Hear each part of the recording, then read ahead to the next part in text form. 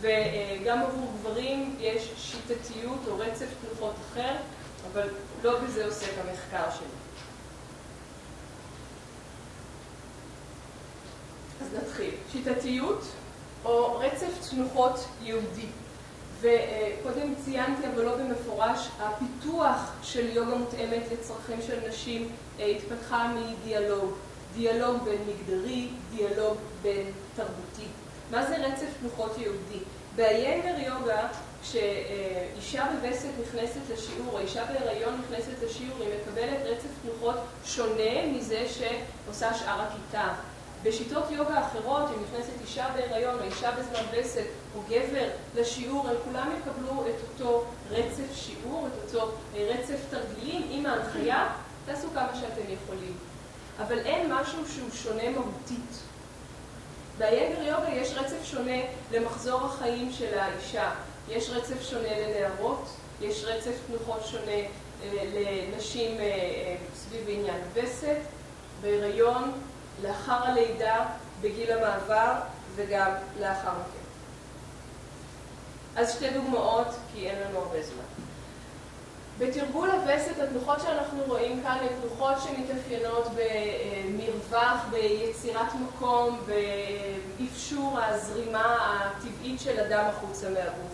וכאן אולי כדאי להזכיר סיפור אחד שסיפרה לי גיטה איינגר בריאיון שערכתי איתה בדצמבר ממש לא מזמן. היא סיפרה שאחת המטלות הראשונות שהיא קיבלה מאבא שלה היה לטפל בנערה בת 19 שעדיין לא קיבלה וסת. המשמעות של זה בהודו הייתה שהיא לא יכלה להינשא, היא הייתה תקועה בגוף שלה. ואנשים נואשים עושים דברים נואשים, ולכן הם הסכימו לעשות יוגה, שהייתה מאוד לא מקובלת אז. וגיטה סיפרה לי שאחרי 3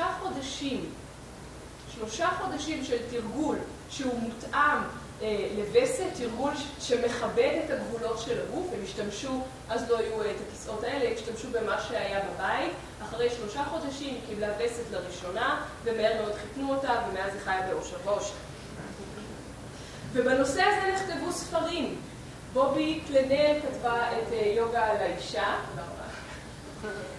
ולואי סטיינברג, גם היא כתבה ספר, ואת שתיהן ראיינתי לטובת המחקר שלי כדי להבין טוב יותר את הנושא.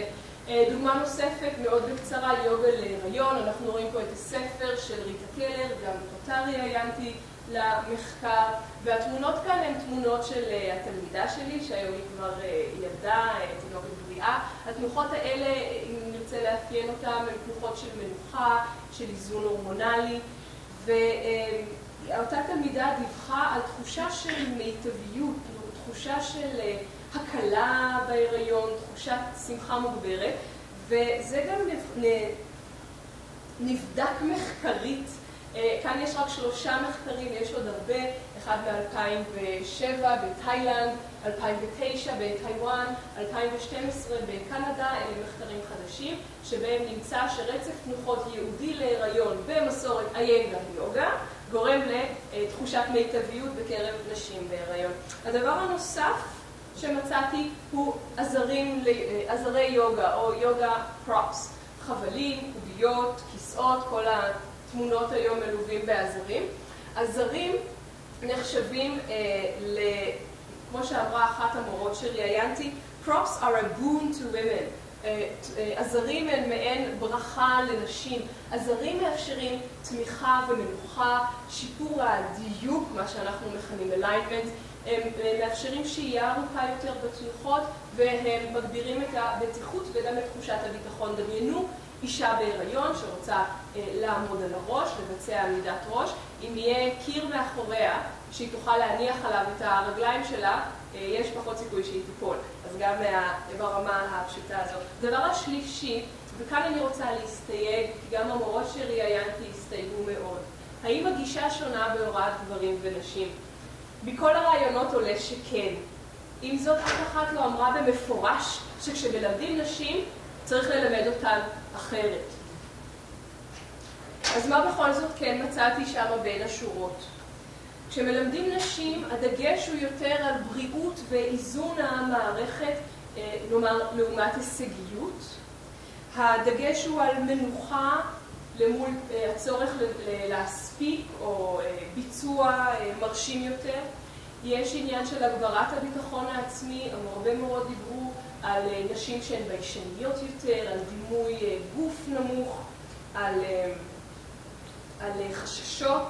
והדבר האחרון הוא העצמה, מילה שכבר יצאה מהאופנה, אבל הגברת הנינוחות הגופנית בקרב מתרגלות, תחושה של הצלחה והיכרות שהיא אחרת עם הגוף. אז במהלך המחקר הזה עלתה השאלה בי שוב ושוב, אז יש יוגה שהיא שונה לגברים ולנשים? יש לנו יוגה אג'אם for women, האם צריך שיהיה יוגה אג'אם for men? יש יוגה לנשים, יש גם יוגה לגברים, האם אלה רק כיתות שונות מטעמי נוחות, או שבמהות יש כאן משהו שונה? אז אם נחזור לאחד השקפים הראשונים, הסברתי שיש כל מיני פרקטיקות של היוגה. ואחת הפרקטיקות, אחת הטכניקות היו אסנה, פרקטיקה גופנית. הגוף הוא מטבעו ממוגדר. הגוף הוא מטבעו שונה, ביולוגית, עובדתית, כך שהתרגול האסנה צריכה להיות שונה. אבל האם גברים ונשים יכולים באותה מידה להשתמש בטכניקות גופניות כדי להגיע אל האמת שתשחרר בתורה מסבל ומהשניה? אני חושבת שכן. וככה לסיום אני רוצה לומר שהמחקר הזה, או יוגה לנשים והיינגר יוגה, היא חלק קטן בתוך פאזל רחב יותר של היינגר יוגה, שהוא חלק מתמונה גדולה יותר של התפתחות היוגה בעולם שלנו היום, חלק מתהליכים של גלובליזציה ועוד.